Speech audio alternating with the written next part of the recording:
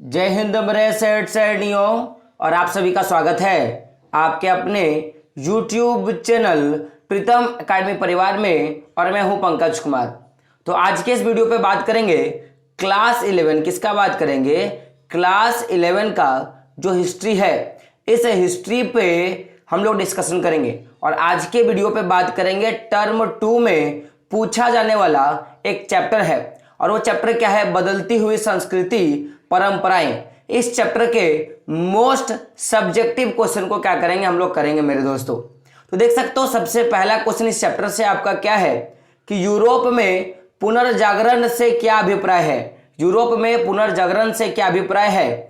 और आप देख सकते हो आंसर क्या है कि पुनर्जागरण एक ऐसा आंदोलन था जिसके द्वारा यूरोप महाद्वीप के देश, आगे देख सकते हो कि पुराने विचारों को छोड़कर आधुनिक विचारों को अपनाने लगे थे। तो जो पुनर्जागरण जो आपका एक आंदोलन था, इस आंदोलन में हुआ क्या था कि जो भी यूरोपीय महादेश के लोग हैं, ये लोग क्या कर रहे थे कि अपने जो पुराने विचार हैं उसको छोड़कर नए विचारों को क्या करने लगे थे? अपनाने लगे थे। पहला नंबर पॉइंट। आगे देख सकते हो क्या है कि आधुनिक विचार के साथ जीवन शैली में भी क्या आया था? इनका बदलाव आया था। और साथ में क्या आया था? जीवन शैली पे भी बदलाव आया था। आगे पुराने अंधविश्वास और सामाजिक बुराइयों का क्या हो गया था? अंत हो गया था। और साथ में शिक्षा और ज्ञान का क्या हो रहा था? प्रसार हो रहा था मेरे दोस्तों। तो अगर पूछा जाएगा कि आप ये बताइए कि यूरोप में पुनर्जागरण से क्या अभिप्राय, तो आप क्या बोलोगे कि एक ऐसा आंदोलन था जिसमें यूरोप महाद्वीप के जो भी देशों के लोग हैं, वे लोग क्या कर रहे थे कि अपने पुराने विचार को छोड़कर आधुनिक विचार को अपनाने लगे थे। पहला। और दूसरा आप क्या बोलोगे कि आधुनिक विचार के साथ साथ ये लोग जो जीवन शैली है वो छोड़कर, पुराना जो जीवन शैली उसको छोड़कर जीवन शैली में नई चीजों का क्या कर रहे थे? बदलाव कर रहे थे। और पुराने अंधविश्वास और सामाजिक बुराइयों का क्या हो गया था? अंत हुआ था। और शिक्षा और ज्ञान का क्या हो रहा था? प्रसार हो रहा था। माय डियर फ्रेंड, बात करेंगे अगले प्रश्न पर। तो अगला प्रश्न देख सकते हो आपका क्या है कि मानवतावादी विचारधारा से आप क्या समझते हैं? तो मानवतावादी विचारधारा से आप क्या समझते हैं? तो बात करेंगे इसके आंसर पे। तो देख सकते हो आंसर क्या है कि मानवतावादी लोगों का तर्क था कि मध्य युग में चर्च ने लोगों की सोच को इस तरह जकड़ रखा था कि यूनान और रोमन वासियों का समस्त ज्ञान उनके दिमाग से निकल चुका था। तो मानवतावादी का अर्थ क्या था कि मानवतावादी लोगों का यह मतलब था कि मध्य युग में जो चर्च ने लोगों की सोच पर जो जिस तरह का प्रभाव डाला था, तो वो उनको क्या किया गया कि भाई समस्त ज्ञान को क्या किया गया? दिमाग से निकाला गया। ये था। आगे देख सकते हो क्या है कि मानवतावादी ऐसे मानते थे कि मनुष्य को ईश्वर ने क्या किया है? बनाया है। मनुष्य को किसने बनाया है? ईश्वर ने बनाया है। आगे देख सकते हो, लेकिन उसे अपना जीवन मुक्त रूप से चलाने की पूरी आजादी है। वो लोग ऐसा भी मानते थे कि मनुष्य ने अगर उनको भगवान ने अगर बनाया है तो उनके जीवन को किस तरह से वो चलाएगा, उसके बारे में भी जो मैं बोलूंगा कि जो निर्णय लेने की जो जिम्मेदारी वो किसको है? मनुष्य को है। आगे देख सकते हो, मनुष्य को अपनी खुशी इसी विश्व में वर्तमान में ही ढूंढनी चाहिए। तो मनुष्य को जो है अपनी खुशी जो है वो क्या करनी चाहिए? अपने वर्तमान में यहीं पे क्या करनी चाहिए? ढूंढनी चाहिए, ऐसा मानना था। बात करेंगे अगले प्रश्न पर। तो अगला प्रश्न देख सकते हो आपका क्या है कि 14वीं से 17वीं शताब्दी में यूरोप में आए परिवर्तन की जानकारी दीजिए। या आपका क्वेश्चन आ सकता, क्वेश्चन क्या देख सकते हो कि 14वीं से 17वीं शताब्दी में यूरोप में आए परिवर्तन के बारे में जानकारी दीजिए। तो माय डियर फ्रेंड, मैं बात करूं इसके आंसर का, तो 14वीं से 17वीं शताब्दी में यूरोप में आए परिवर्तन क्या थे? निम्नलिखित परिवर्तन थे। अब पहला परिवर्तन क्या था? देख सकते हो कि 14वीं से 17वीं शताब्दी के अंत तक यूरोप के अनेक देशों में नगरों की संख्या क्या हो रही थी? बढ़ रही थी। सबसे पहला परिवर्तन। दूसरा, एक विशेष प्रकार की नगरीय संस्कृति विकसित हो रही थी। नगर के लोग स्वयं को गांव के लोगों से अधिक सभ्य समझने लगे थे। ये दूसरी बड़ी चीजें कर रहे थे, परिवर्तन हो रही थी। आगे देख सकते हो क्या है कि फ्लोरेंस, वेनिस और रोम जैसे नगर कला और विद्या के केंद्र बन गए थे। और अगला क्या देख सकते हो? नगरों को राजाओं और चर्च से थोड़ी बहुत स्वसत्ता मिल रही थी। तो जो 14वीं से 17वीं शताब्दी थी, इस समय जो परिवर्तन का बात करें तो पहला परिवर्तन क्या था कि नगरों की जनसंख्या में वृद्धि हो रही थी। दूसरा कि जो भी लोग नगर में रह रहे थे वो खुद को गांवों से ज्यादा सभ्य और ज्यादा अच्छा मानते थे, ऐसा इनका मानना था। और जो भी फ्लोरेंस जगह का बात कर लो या वेनिस जगह का बात बात करूँ या रोम जैसा जो नगर था, इन देशों में कला का और विद्या का क्या हो रहा था कि बढ़ावा मिल रहा था। यह केंद्र जो है बनना शुरू हो गया था और नगरों को राजाओं और चर्चों से थोड़ी क्या मिलने लगी थी, स्वसत्ता मिलने लगी थी, या खुद का जो काम होगा, खुद का जो निर्णय होगा वो खुद से करना क्या कर रहे थे, शुरू कर रहे थे। इसी समय मुद्रण का आविष्कार हुआ, जिससे छपी हुई पुस्तकें क्या होने लगी, उपलब्ध होने लगी। और इसी दौरान क्या हुआ कि जो मुद्रण यानी कि छपाई का सिस्टम का आविष्कार हो गया और जिसके बाद किताबों का क्या हो गया कि मार्केट में प्रसार प्रचार हो गया, जिससे ज्ञान और विज्ञान की बातें जो है वो मार्केट में क्या होने लगी, फैलने लगी। मेरे दोस्तों, बात करें अगले प्रश्न पर, तो अगला प्रश्न देख सकते हो क्या है कि दी सिविलाइजेशन ऑफ द क्या है रेनेसां इन इटली नामक पुस्तक की रचना कब और किसने की थी। तो देख सकते हो the civilization of the Renaissance in Italy नामक पुस्तक की जो रचना है वो सन 1860 में बर्कहार्ट ने किया था।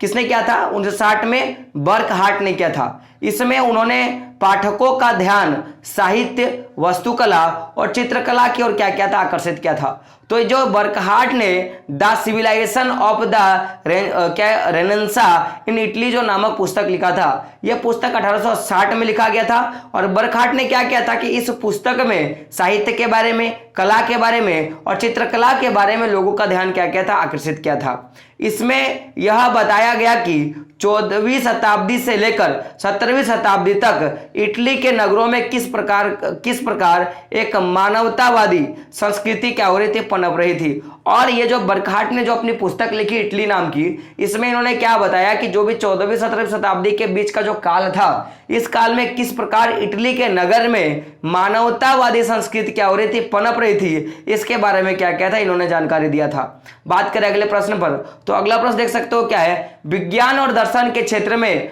अरबियों के योगदान का वर्णन कीजिए। तो विज्ञान और दर्शन के क्षेत्र में अरबियों के योगदान का बात करें मेरे दोस्तों, तो माय डियर फ्रेंड देख सकते हो पहला क्या है कि अरबी अनुवादकों ने अतीत की पांडुलिपियों का संरक्षण एवं अनुवादन किया।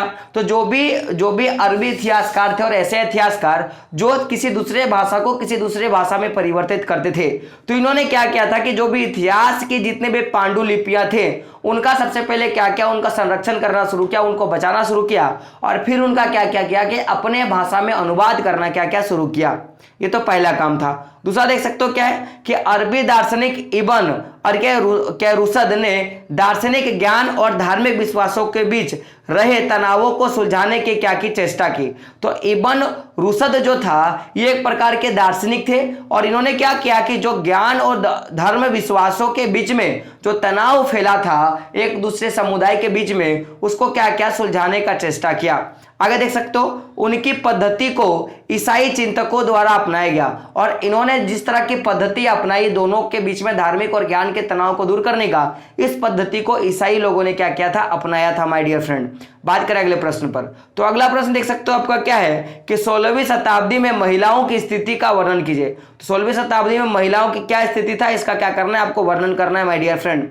देख सकते हो क्वेश्चन आंसर क्या है कि वेश्यावृत्तिता और नागरिकता के नए विचारों में महिलाओं को दूर रखा गया। तो ये जो वेश्यावृत्ति था यानी कि जो महिलाएं अपने जिस्म का और अपने इज्जत का जो महिलाएं धंधा करती थी उनकी, और महिलाओं को नागरिकता जैसे नए विचारों से क्या रखा गया, दूर रखा गया। दूसरा, सार्वजनिक जीवन में अभिजात व संपन्न परिवार के पुरुषों का वर्चस्व था, लोग अपने लड़कों को ही शिक्षा देते थे, इस तरह की उनकी क्या थी, मनोवृत्ति थी। यानी कि उस समय सार्वजनिक जीवन पे जो अभिजात वर्ग है और जो संपन्न परिवार है उनके पुरुषों का ही क्या था, वर्चस्व था और लड़कों को ही क्या दिया जाता था, शिक्षा दिया जाता था माय डियर फ्रेंड।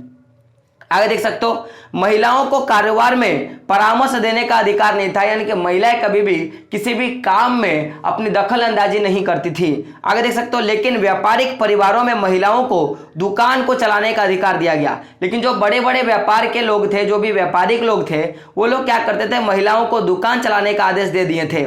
आगे देख सकते हो दहेज का प्रबंध ना होने के कारण लड़कियों को ईसाई मठों में भिक्षुणी का जीवन बिताने के लिए भेज दिया जाता था। इस काल में कुछ महिलाएं बौद्धिक रूप से बहुत रचनात्मक थी। यानी कि मान लो किसी महिला का शादी हो रहा है, शादी में दहेज का डिमांड हुआ, अब अगर वो किसी कारण से दहेज नहीं दे पाए तो उन लड़कियों को क्या किया जाता था कि ईसाई का जो भी मठ होते हैं, जो भी धार्मिक स्थल होते हैं, वहां पर उनको भिक्षुणी के रूप में भेज दिया जाता था और वहीं से क्या करते थे, अपने जीवन को वो जीने का काम करते थे। आगे देख सकते हो क्या है कि देख सकते हो क्या है, वेनिस निवासी कसंद्रा फजेदले तालिनी भाषा की विद्वान थी। उन्होंने कई रचनाएं लिखी थी, देख सकते हो जैसे मटुआ की मार्चिस्ला इस्लाइबा दी इस्ते, जिन्होंने अपने पति की अनुपस्थिति में अपने राज्य पर क्या किया था, शासन किया था। तो बहुत सारी ऐसी ईसाई महिलाएं थी जिनको भिक्षुणी बना दिया गया और बहुत सारी ऐसी महिलाएं थी जो अपने पति के ना होने के स्थिति में राज को भी संभाला।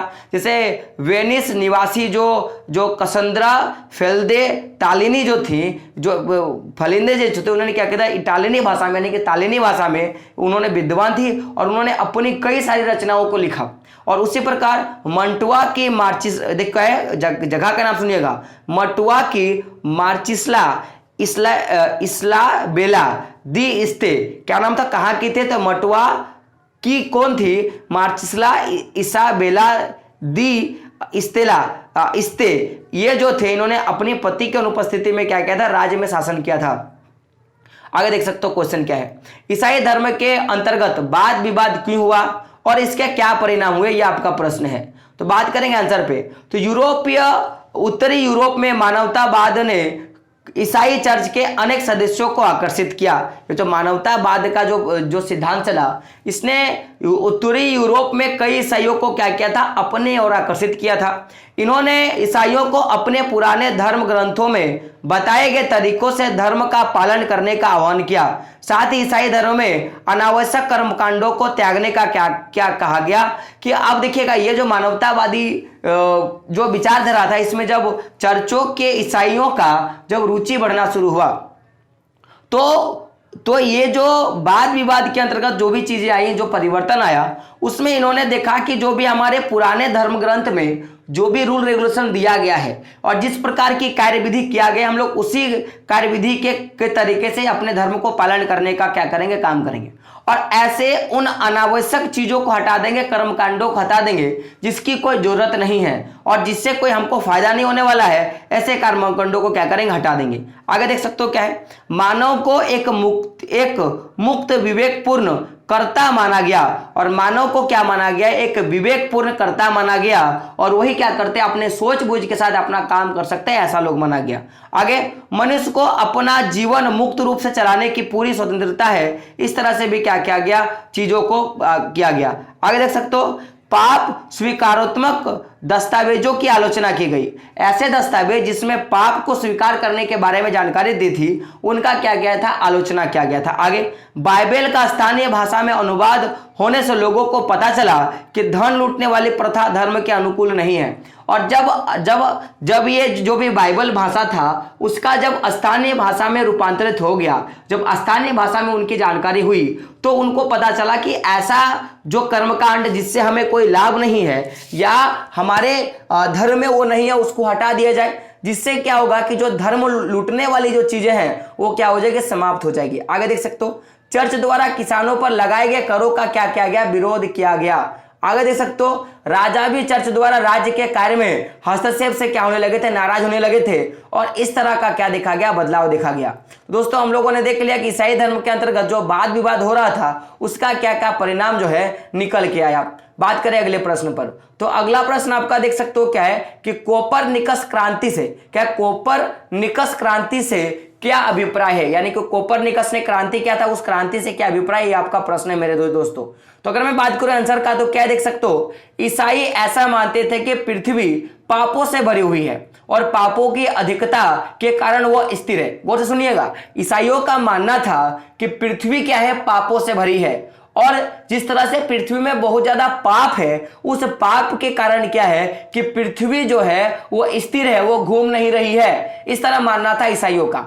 और पृथ्वी ब्रह्मांड के बीच स्थित है, इसके चारों ओर खगोलीय ग्रह क्या कर रहे हैं, घूम रहे हैं, ऐसा मानना था जो भी ईसाई धर्म का था। तो पहला क्या मानना था कि पृथ्वी में बहुत ज्यादा पाप है और उस पाप के कारण इतना भारी हो गया है पृथ्वी की, पृथ्वी घूम नहीं रही, एक जगह खड़ा है। साथ में पृथ्वी क्या है, जैसे सूर्य क्या है पूरे ब्रह्मांड के बीचों बीच में है, उस तरह मानना था कि सूर्य ब्रह्मांड के बीचों बीच में नहीं है, बल्कि पृथ्वी क्या है ब्रह्मांड के बीचों बीच में है। और इसके चारों ओर, जिस तरह सूर्य के चारों ओर बाकी जो भी ग्रह होते हैं या जो भी खगोलीय ग्रह होते हैं वो चक्कर लगाते हैं, उस तरह पृथ्वी के चारों ओर बाकी जो ग्रह क्या करते हैं, चक्कर लगाते हैं, ऐसा ईसाइयों का मानना था।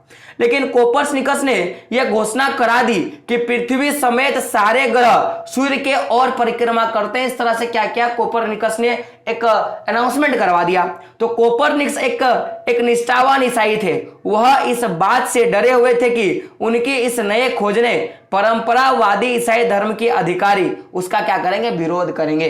तो जिस तरह से इन्होंने खोज किया कि भाई ये गलत बात है कि पृथ्वी स्थिर है, ये गलत बात है कि ब्रह्मांड के बीचों बीच क्या है, सूर्य पृथ्वी है और उसके चारों ओर ग्रह क्या कर रहे हैं, गति लगा रहे हैं। ये बातों का जब इन्होंने खोज किया कि ये सब बहुत उल्टा है, तो कोपर्निकस कहीं ना कहीं डरा हुआ था कि मैंने जो ये खोज किया, तो इस खोज से जो भी परंपरा चल रहा है, हमारा जो भी परंपरा चल रहा है पिछले कुछ सालों से, कुछ शताब्दियों से, तो जो परंपरावादी जो परंपरा चल रहा है, जो इसका समर्थन कर रहे हैं, वो क्या करेंगे, मेरा विरोध करेंगे, ऐसा उन्होंने कहा। आगे देख सकते हो, यही कारण था कि वह पांडुलिपि, देखिएगा, यही कारण था कि वह पांडुलिपि द रेवोल्यूशनविस को प्रकाशित नहीं करना चाहता था। और जब कोपर्निकस ने इस तरह की खोज कर दी, तो खोज करने के बाद जिस पांडुलिपि ने उसने इस सिद्धांत के बारे में लिखा था, उसको वो प्रकाशित नहीं करना चाहते थे। इस तरह की जो थी व्यवस्था थी।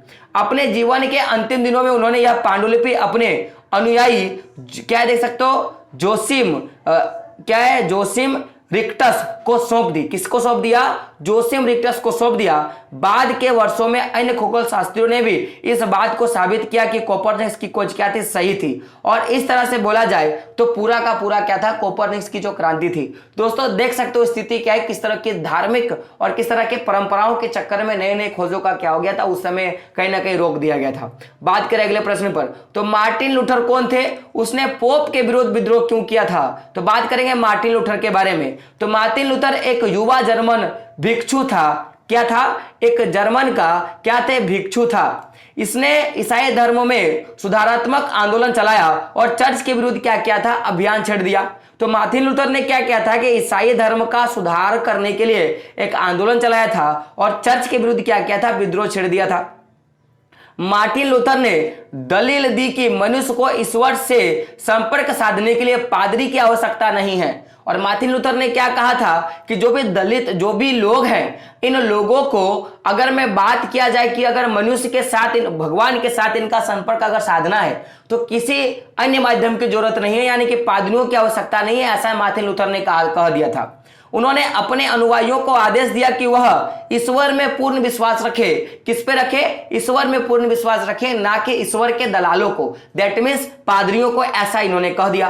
क्योंकि केवल उनका विश्वास ही उन्हें एक समयक जीवन की ओर क्या सकता है, ले जा सकता है। और उनका मानना था मार्टिन लूथर का कि अगर आप भगवान के प्रति एक निष्ठा विश्वास रखते हो, एक जैसा विश्वास रखते हो, तो आपके जीवन में एक जैसा और अच्छा क्या होगा, जीवन जो है आपको बिताने के लिए मौका मिलेगा, ऐसा कहा था मार्टिन लूथर ने।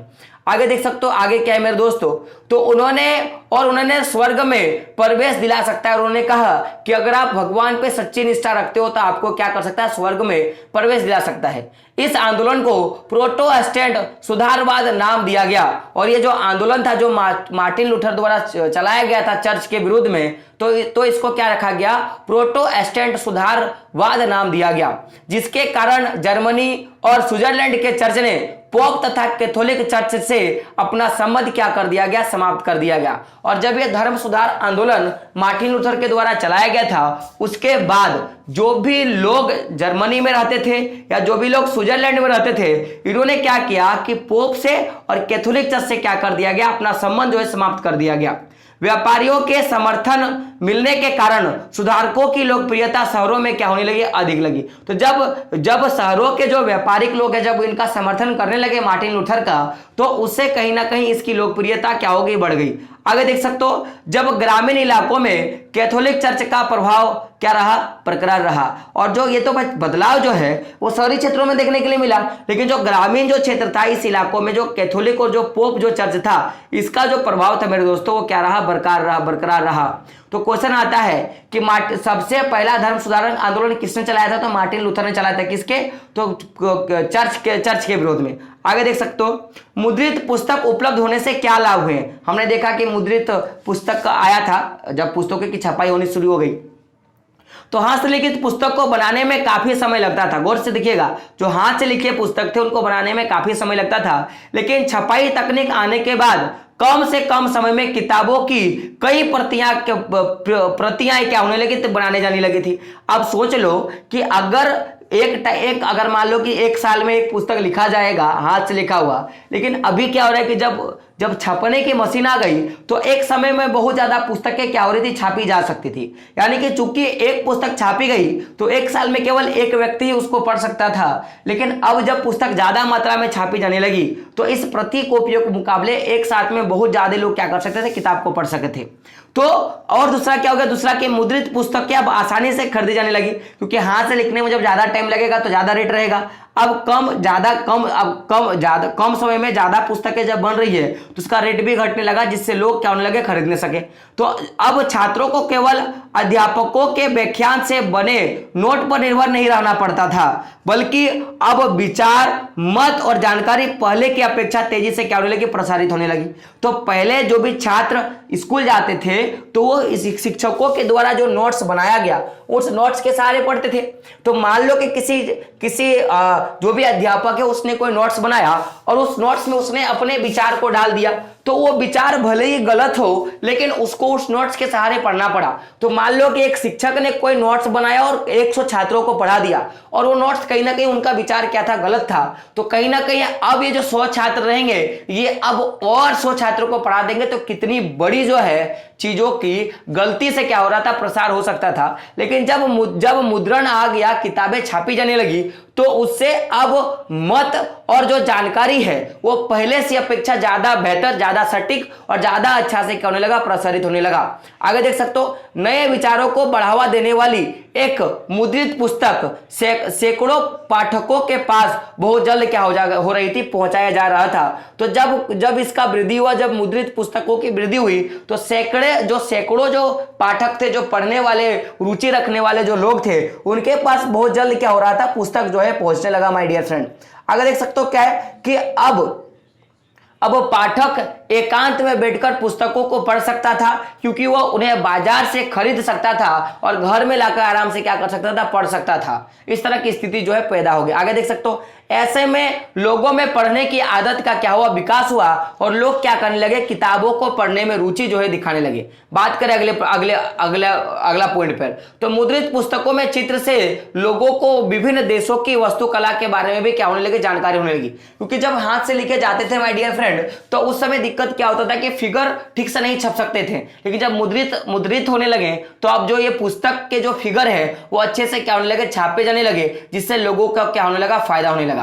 बात करें अगले प्रश्न पर, तो प्रश्न क्या देख सकते हो, फ्लोरेंस की प्रसिद्धि में किन दो लोगों का हाथ था। तो जो फ्लोरेंस नाइटिंगेल था, इनके प्रसिद्धि में किन दो लोगों का हाथ था, तो देख सकते हो क्या थे, एक दांते अलिघिरिया और एक था जोटे, क्या था, एक जोटे। तो इन दो लोगों का क्या था, हाथ था। बात करें अगले प्रश्न पर, तो अगला प्रश्न देख सकते हो आपका क्या है कि यथार्थवाद से क्या अभिप्राय है। ये जो यथार्थवाद है इससे क्या अभिप्राय है, तो देखिएगा, यथार्थवाद यानी कि शरीर विज्ञान, रेखा गणित, भौतिकी और सौंदर्य की उत्कृष्ट भावना ने इतावली कला को नया रूप दे दिया।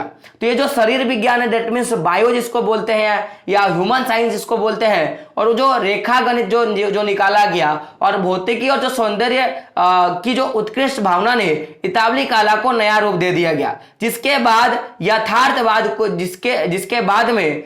जिसे बाद में ये जो शरीर विज्ञान हो गया, रेखा गणित हो गया, भौतिक हो गया, या सौंदर्य की जो उत्कृष्ट जो भावना आया, तो इसी को बाद में क्या कहा गया, या यथार्थवाद कहा गया। यथार्थवाद की यह परंपरा 19वीं शताब्दी तक चली। कब तक चलती रही, 19वीं शताब्दी तक चलती रही माय डियर फ्रेंड। बात करें अगले प्रश्न पर, तो अगला प्रश्न क्या देख सकते हो, रेनेसां व्यक्ति शब्द का प्रयोग किसके लिए किया जाता था। तो रेनेसां जो है व्यक्ति किसके लिए प्रयोग किया जाता था, यह आपका प्रश्न है। तो रेनेसां व्यक्ति शब्द का प्रयोग प्राय उस मनुष्य के लिए किया जाता था जिसकी अनेक रुचियां हो और अनेक हुनर में उसे क्या हो, महारत हासिल हो। यानी कि एक ऐसा व्यक्ति जो बहुत तरह की रुचि रखता हो, मैं ये कर लूंगा, मुझे ये करना है, मुझे ये करना है, और जितने ही बारे वो सोचता था उसमें कहीं से ज्यादा क्या उसके पास हुनर था जिसको वो कर सकता था, उसी को रेनेसां कहा जाता था। देख सकते हो पुनर्जागरण काल में अनेक महान लोग हुए जो अनेक रुचियां रखते थे और कई कलाओं में कुशल थे। उदाहरण के लिए एक ही व्यक्ति विद्वान, कूटनीतिक, धर्मशास्त्र और कलाकार हो सकता था। ऐसा ही व्यक्ति को क्या कहा जाता था, रेनेसां कहा जाता था माय डियर फ्रेंड। बात करेंगे आगे। तो अगला प्रश्न देख सकते हो आपका क्या है कि न्यू स्टेटमेंट क्या है। न्यू स्टेटमेंट क्या है। तो न्यू स्टेटमेंट बाइबल का वह खंड है जिसमें ईसा मसीह का जीवन चरित्र, धर्म उपदेश और प्रारंभिक अनुयायियों का क्या है, उल्लेख है माय डियर फ्रेंड। तो न्यू स्टेटमेंट किसको बोलेंगे, तो ईसा मसीह के का जीवन चरित्र, धर्म उपदेश और उनके प्रारंभिक अनुयायियों के बारे में जहां पे उल्लेख है उसको क्या बोलेंगे, न्यू स्टेटमेंट बोलेंगे। तो इस तरह से आप देख सकते हो जो भी इंपॉर्टेंट क्वेश्चन था इस चैप्टर का मैंने वो कर दिया। अब आपका काम है इसको याद कर लेना और सही ढंग से क्या करना, पढ़ लेना। दोस्तों वीडियो कैसा लगा कमेंट बॉक्स में बताना है। और अगर आपको बोर्ड एग्जाम के मोस्ट इंपॉर्टेंट क्वेश्चन आपको चाहिए, जो भी आपके टर्म 2 का बोर्ड एग्जाम का क्वेश्चन है, तो क्या करें, चैनल को सब्सक्राइब करें और बेल के आइकन प्रेस करें और ऑल पे प्रेस जरूर कर दें ताकि मैं जितना भी वीडियो डालूं उसका नोटिफिकेशन आपको मिलेगा और आप क्या कर पाओगे, जल्दी से सीख पाओगे। तो दोस्तों मिलते हैं अगले वीडियो पे, तब तक के लिए जय हिंद, जय भारत और आपका दिन शुभ हो।